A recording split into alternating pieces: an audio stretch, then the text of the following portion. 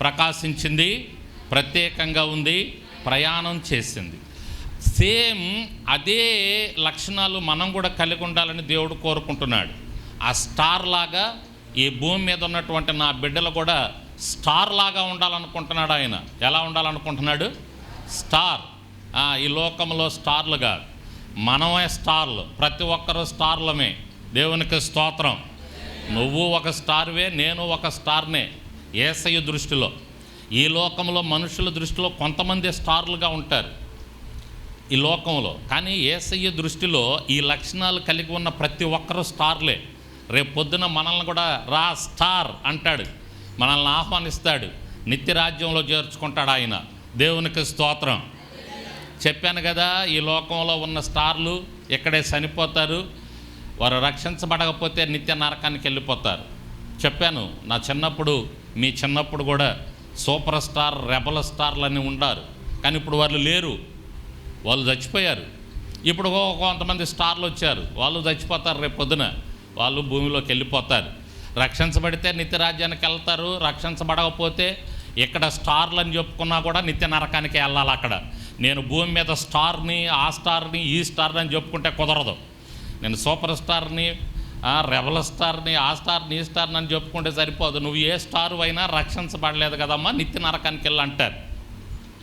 వారిని అభిమానించే వాళ్ళు, వాళ్ళని వెంబడించే వాళ్ళు కూడా మేము ఆ స్టార్ని వెంబడించాం, ఈ స్టార్ని వెంబడించాం, ఆ స్టార్కి నేను ఫ్యాను, ఈ స్టార్కి నేను ఫ్యాన్ అంటే ఫ్యాన్ రెక్కలు ఎర్రగొట్టి ఏం చేస్తాడు ఆయన? కాబట్టి రేపొద్దున ఈ లోకంలో స్టార్లు, అభిమానాలు, ఫ్యాన్లు ఇవన్నీ కూడా రేపొద్దున పని చెయ్యవు. ఇవేమి కూడా ఒకే ఒక్కటి, ఈ స్టార్ లాగా ఎవరైతే లక్షణాలు కలిగి నిజమైన స్టారుల్లాగా ఉంటారో వాళ్ళని ఆయన రా స్టార్, మీకోసం నిత్యరాజ్యాన్ని ఏర్పాటు చేశానంటాడు. దేవునికి స్తోత్రం చెప్పండి. కాబట్టి ఈ స్టార్ మాదిరి ఉండాలి. ఈ లోకంలో ఉన్న స్టారుల్ని వెంబడించే వాళ్ళు ఉంటారు, వాళ్ళని అనుసరించే వాళ్ళు ఉంటారు, వాళ్ళలాగా చేసే వాళ్ళు ఉంటారు, వాళ్ళలాగా ప్రవర్తించేవాళ్ళు, వాళ్ళలాగా డ్రెస్ చేసేవాళ్ళు, వాళ్ళలాగా మరి హెయిర్ కటింగ్ చేసుకునేవాళ్ళు, వాళ్ళలాగా మాట్లాడేవాళ్ళు, వాళ్ళలాగా నడిచేవాళ్ళు, వాళ్ళలాగా తినేవాళ్ళు. ఈ లోకంలో స్టార్లను వెంబడించే వాళ్ళు చాలామంది ఉంటారు. అంత వ్యర్థమే. ఈ లోకంలో ఉన్న స్టార్లను వెంబడిస్తే ఈ లోకం వరకే. ఏ స్టార్ని వెంబడించాలి మనం? ఈ స్టార్ని వెంబడించాలా? దేవునికి స్తోత్రం చెప్పండి. ఈ స్టార్ మాదిరిగానే మనం ఉంటే, ప్రకాశిస్తూ ప్రత్యేకంగా ఉంటూ ప్రయాణం చేస్తూ ఉంటే యేసయ్య దృష్టిలో మనం స్టార్లం అవుతాం. ఇది ఈ లోకంలో ఉన్నప్పుడు తెలియదు దీని విలువ. రేపు తెలుస్తుంది, యేసయ్య భూమి మీదకి వచ్చాక అప్పుడు తెలుస్తుంది ఈ స్టార్ యొక్క విలువ. దేవునికి స్తోత్రం చెప్పండి.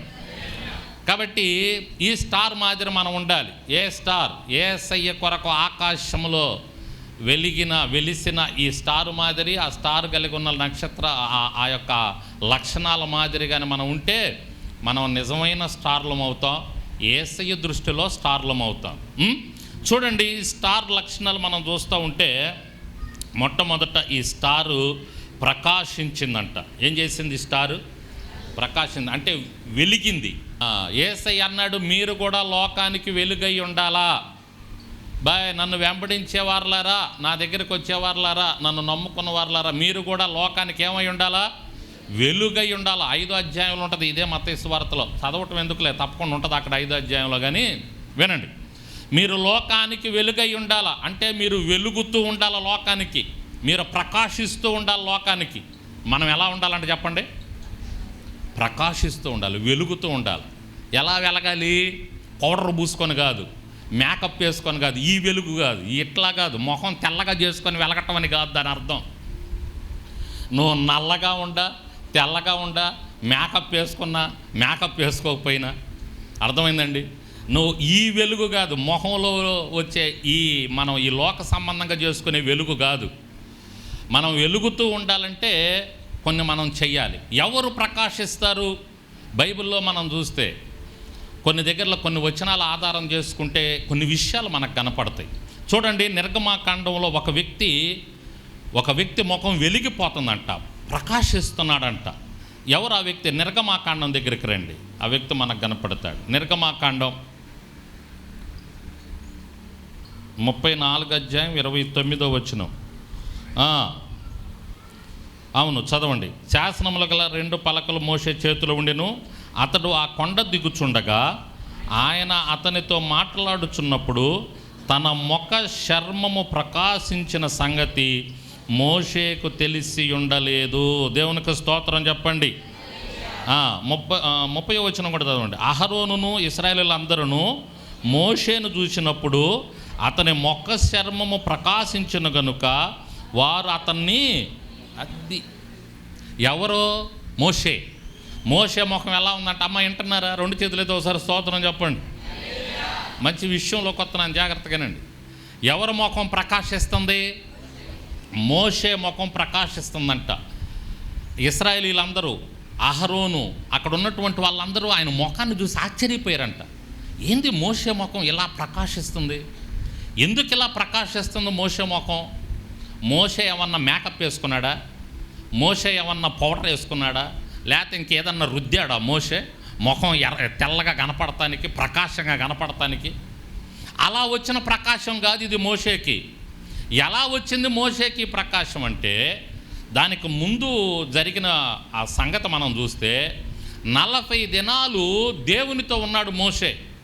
దేవునితోనే గడిపాడు. కొండ మీదకి ఎక్కాడు, ఒంటరిగా ఉన్నాడు, ప్రార్థన చేసుకుంటూ ఉన్నాడు. ఇంకోటి ఏంటంటే 40 రోజులు ఆయన ఏమి తినలా. సహజంగా మనం ఒక్కరోజు తినకపోతేనే మన ముఖాలు ఎలా ఉంటాయో ఆలోచన చేయండి. ఓ 2 రోజులు తినకపోతే, 3 రోజులు తినకపోతే వాడిపోద్ది మన ముఖం. ప్రకాశమేమో కానీ బక్క చిక్కిపోయి ముఖంలో ఉన్న ఎముకలన్నీ బయటకు వచ్చి శరీరం అంతా లోపలికి పోయి లొట్టలు పడి కళ్ళు ఎక్కడికో పోయి 3 రోజులు తినకపోతే మన ముఖం పరిస్థితి. అవునా కాదా? కానీ 40 రోజులు మోషే ఏమీ తీసుకోలే, ఏమీ తినలా, ఉపవాసం ఉన్నాడు, దేవునితోనే గడిపాడు, దేవునికి ప్రార్థన చేసుకుంటూ ఉన్నాడు. అయ్యా నన్ను రమ్మన్నావు కొండ మీదకి, నేను వచ్చాను, నీ చిత్తం ఏంటో జరిగించయ్యా. ఇశ్రాయేలీయులకి ఆజ్ఞలు ఇవ్వటానికి పిలిచాడు మోషేని. వెళ్ళి 40 దినాలు ఉన్నాడు. 40 దినాలు ఉండి కిందకు వస్తే ముఖం ప్రకాశించిందంట. దేవునికి స్తోత్రం చెప్పండి. ఎందుకో ఇప్పుడు మీరు చెప్పండి, ఎందుకై ఉంటుంది? దేవునితో సహవాసం చేశాడు కాబట్టి, అంతే. దేవునితో గడిపాడు, దేవునితో ఉన్నాడు, దేవునికి ప్రార్థన చేసుకున్నాడు, దేవునితో మాట్లాడుతూ ఉన్నాడు. ఇంకో వేరే ధ్యాస లేదు మోషేకి, వేరే ఆలోచన లేదు. యేసయ్య దేవుడు, ఆయనతో ఉన్నాడు. యేసయ్య అంటే ఇక్కడ యెహోవా తండ్రి అయిన దేవుడు, యెహోవన్న, యేసయ్యన్న, పరిశుద్ధాత్మదేవుడు అన్న ముగ్గురు ఒక్కరే. అయితే ఆయా కాలాల్లో ఆయా పరిస్థితులను బట్టి ముగ్గురు వేరువేరుగా తన పనులు జరిగిస్తూ ఉంటారు. దేవునికి స్తోత్రం. యేసయ్యతో మాట్లాడుతూ ఉన్నాడు, యేసయ్యతో గడిపాడు, యేసయ్యతో సహవాసం చేశాడు కాబట్టి ముఖం ప్రకాశించింది, అంతే, ఇంకేం లేదు. నీ ముఖం కూడా ప్రకాశించాలంటే యేసయ్యతో గడుపు, యేసయ్యతో సహవాసం చేయి, యేసయ్యతో కాసేపు మాట్లాడు, కూర్చో. నీకు ఎక్కడైతే అనుకూలంగా ఉంటుందో నీ గదిలోనో, నీకు దేవుడిచ్చినటువంటి గృహంలో కూర్చో, లేకపోతే మందిరంలో కూర్చో. యేసయ్యతో సహవాసం చేయటం నేర్చుకో. యేసయ్యతో సహవాసం చేస్తా, ఆయనకు ప్రార్థన చేసుకుంటా, ఆయనతో మాట్లాడతా, ఆ విధంగా ముందుకెళ్ళామనుకో నీ ముఖం కూడా ప్రకాశిస్తుంది. దేవునికి స్తోత్రం చెప్పు. ఎలా ఉంటుంది మన ముఖం? ప్రకాశిస్తుంది. యేసయ్యతో సహవాసం చేస్తే, యేసయ్యకు ప్రార్థన చేసుకుంటే, యేసయ్య సన్నిధిలో గడిపితే, యేసయ్యతో కాసేపు కూర్చొని సహవాసం చేస్తూ అలా ముందుకెళ్తూ ఉంటే నీ ముఖం ప్రకాశిస్తుందండి. నీ ముఖం వెలిగిపోతూ ఉంటుంది. మోకాళ్ళు నల్లబడితే ముఖం తెల్లబడిద్ది అన్నాడు ఒక సేవకుడు. మోకాళ్ళు ఏమవ్వాలంట? నల్లబడాలండి. ఎప్పుడు నల్లబడితే మోకాళ్ళు? మోకరించినప్పుడు. ఎంతమంది మోకాళ్ళు నల్లగా ఉండయి? ఏమండి, ఎంతమంది మోకాళ్ళు నల్లగా ఉండయి? నల్లగా కాయలు కాసి ఉండయా? ఏసన్న గారికి, భక్సింగ్ గారికి, మొంగమూరి దేవదాసయ్య గారికి, ఆ దైవజనుల కంట మోకాళ్ళు నల్లగా ఉండేయంట. ఎందుకంటే వాళ్ళు ఎప్పుడు మోకాళ్ళ మీద ఉండేవారు. భక్సింగ్ గారు మోకాళ్ళ మీద ప్రార్థన చేస్తూ ఉంటే గుంటలు పడిపోయినాయి అంట. ఇప్పటికీ ఆ గుంటలు చూపిస్తారు. ఇప్పటికే మనం భక్సింగ్ గారు సేవ చేసిన హైదరాబాద్, ఆ ప్రాంతానికి వెళ్తే గోల్కొండ దగ్గర ఉంటుంది. ప్రాంతానికి వెళ్తే ఆ మోకాలు వేసి ప్రార్థన చేస్తే గుంటలు పడిందంట నేల. ఎప్పటికీ చూపిస్తారు, వెళ్ళి చూసి వస్తుంటారు కొంతమంది. అంతగా ఆ దైవజనులు మోకాళ్ళు వేసి ప్రార్థన చేస్తే మోకాళ్ళు కాయలు కాసినాయి. ఈ రోజుల్లో మోకాళ్ళు ఎవరు ఎత్తున్నారు? మోకాళ్ళు ఏమంటే కూర్చుంటున్నారు. మోకరించండి ప్రార్థన అసలు మోకరించడానికి కూర్చొని ప్రార్థన చేయడానికి చాలా తేడా ఉంది. మోకరించండి ప్రార్థన చేద్దామంటారు, మరి మోకరించడం లేదు, కూర్చొని ప్రార్థన చేస్తారు, సతికిలబడి ప్రార్థన చేస్తారు. సరే, మోకాలు నొప్పులు ఉండవాళ్ళతో ఏం చేయలేములే, దేవునికి స్తోత్రం. మోకాలు నొప్పులు లేని వాళ్ళు కూడా మోకరించడానికి నిజంగా నువ్వు విశ్వాసంతో మోకరిస్తే మోకాళ్ళ నొప్పులు కూడా పోతాయి. దేవునికి స్తోత్రం చెప్పు. హల్లెలూయా. నిజంగా విశ్వాసంతో నా మోకాళ్ళ నొప్పులు కూడా ఏం కావు, నా దేవుడు తీసేస్తాడు అని నువ్వు మోకరిస్తే మోకాళ్ళ నొప్పులు కూడా ఉండవు. ఆ టైంలో దేవుడు తీసేస్తాడు. కాబట్టి మన మోకాళ్ళు నల్లబడితే మన ముఖం తెల్లబడతా ఉంటుందంట, ప్రకాశిస్తూ ఉంటుందంట. ఇది లోకంలో తెల్లగయ్యే ప్రకాశం. ఆత్మీయంగా మన ముఖాలు ప్రకాశిస్తూ ఉంటాయి, మన ముఖాలు కలగా ఉంటాయి. రోడ్డు మీద వెళ్తున్నప్పుడు ఎవరైనా నిన్ను చూస్తే ఏందిరా ఇలా ముఖం ఇంత వెలిగిపోతూ ఉంది, ఆ ప్రకాశం యేసయ్యతో సహవాసం చేస్తే వస్తుందని చెప్తున్నా మీకు.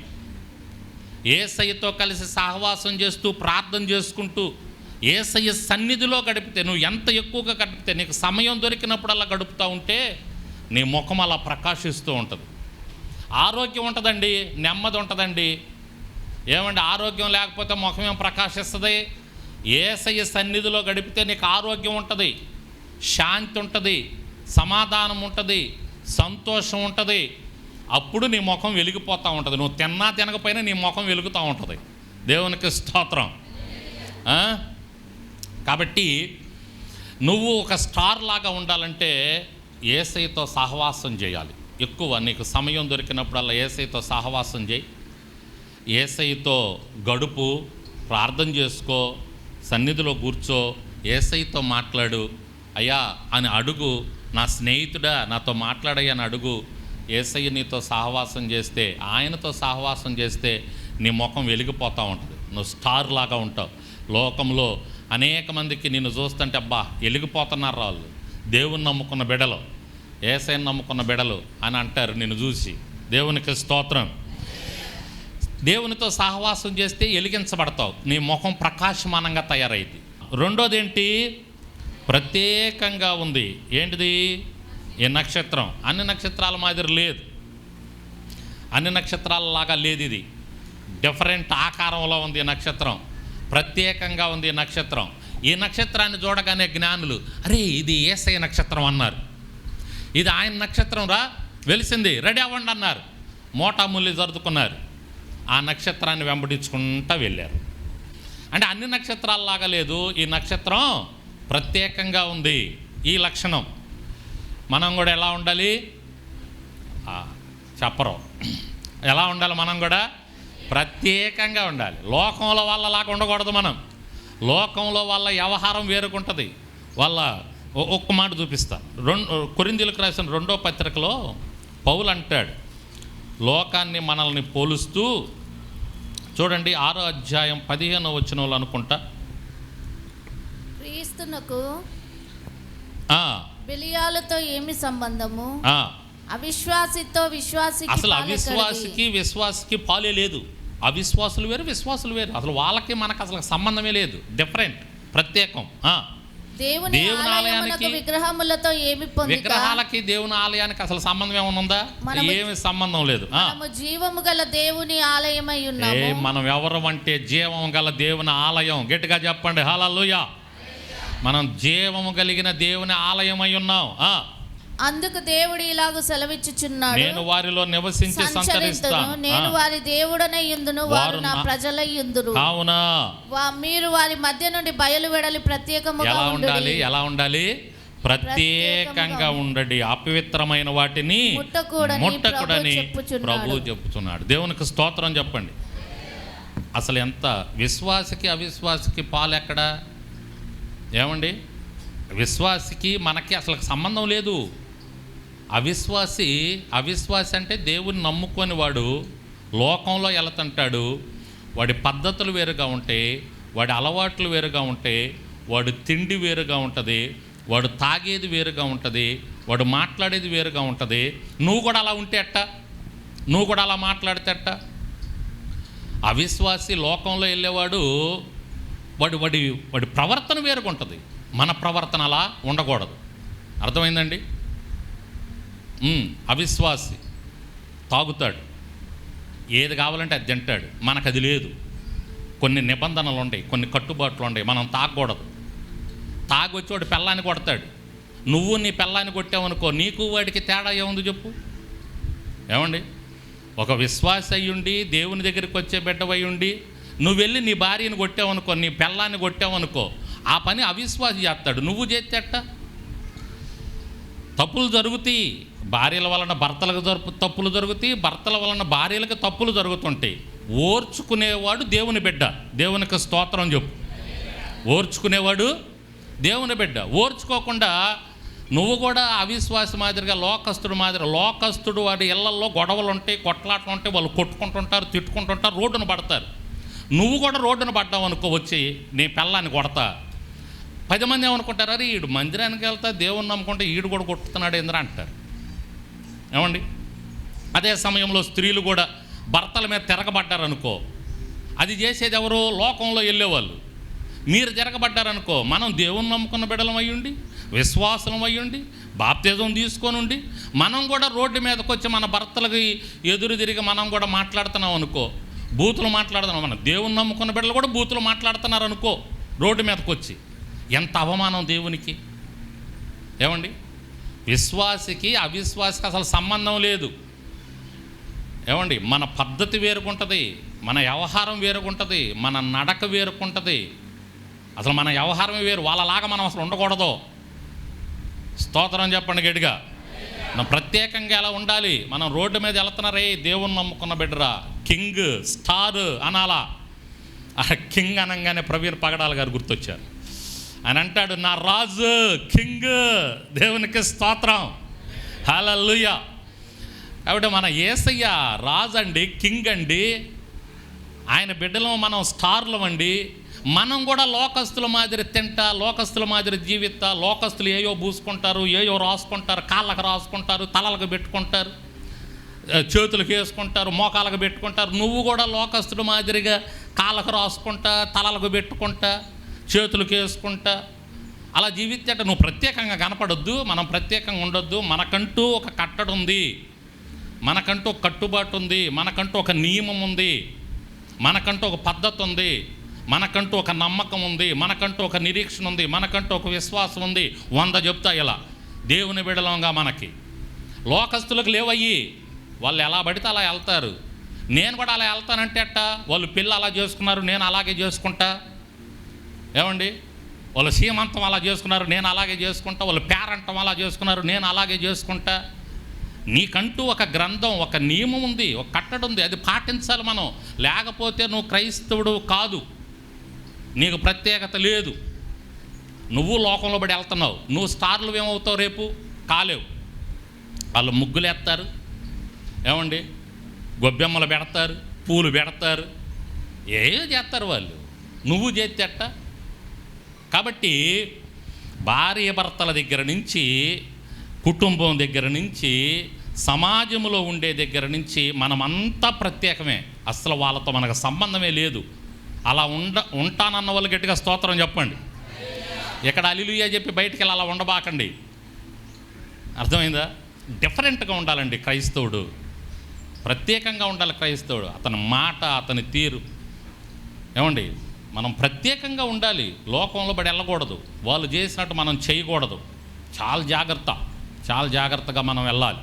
కాబట్టి మనం ప్రత్యేకంగా ఉండాలి. స్టార్ ప్రత్యేకంగా ఉంది. నువ్వు కూడా స్టార్వే, నేను స్టార్, మనం స్టార్లమే దేవుని దృష్టిలో. మనం కూడా ప్రత్యేకంగా ఉండాలి. కష్టమైన నష్టమైన మనం మాత్రం మన ప్రత్యేకత వదులుకోకూడదు. అసలు మన ప్రత్యేకతను అసలు వదులుకోకూడదు. గట్టిగా పట్టుకొని ఉండాలి. ప్రతి విషయంలో మనం ప్రత్యేకంగా జీవిస్తూ ముందుకెళ్ళాలి. వాళ్ళే స్టార్లు. ప్రకాశించాలి. ఇంకా చెప్పొచ్చు కొన్ని విషయాలు, మీకు ఎక్కింది అనుకుంటున్నాను ఈ విషయం, అందుకని ముందుకెళ్తున్నా. నెంబర్ 1 ప్రకాశించు. నెంబర్ 2 ప్రత్యేకంగా ఉండు లోకానికి. నువ్వు ఇప్పుడు లోకంలో మనిషివి కాదు, నువ్వు నిజమైన స్టార్లోకి వచ్చేసావు. ఇక ప్రత్యేకంగా జీవించు, ప్రత్యేకంగా ముందుకెళ్ళు. నెంబర్ 3, ప్రయాణం చేసింది ఆ స్టార్. ఎక్కడికి? యేసయ్య దగ్గరికి.